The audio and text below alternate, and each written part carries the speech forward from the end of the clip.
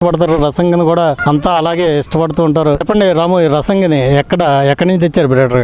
Rushing మా ఎక్కడదేనండి, ఎక్కడ బయట నుంచి తెచ్చింది ఏమి లేదండి. ఎక్కడ అన్ని మాయే, అంతా బయట నుంచి తెచ్చింది ఏమి లేదండి. ఆ కోడి నుంచి వచ్చాను ఏంటంటే దాని కోడి బాడీ అది అన్నీ చూసి దాన్ని పెట్టల మీద వేయడం జరిగిందండి.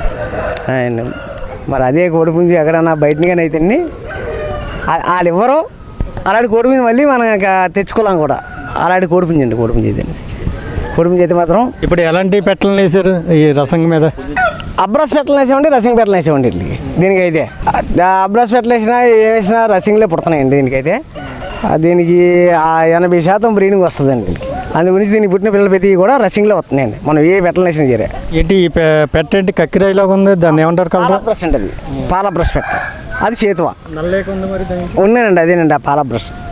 కొంతమంది ఏమంటారు పింగళ అని అంటారు, కొంతమంది పింగళ సవలాలు.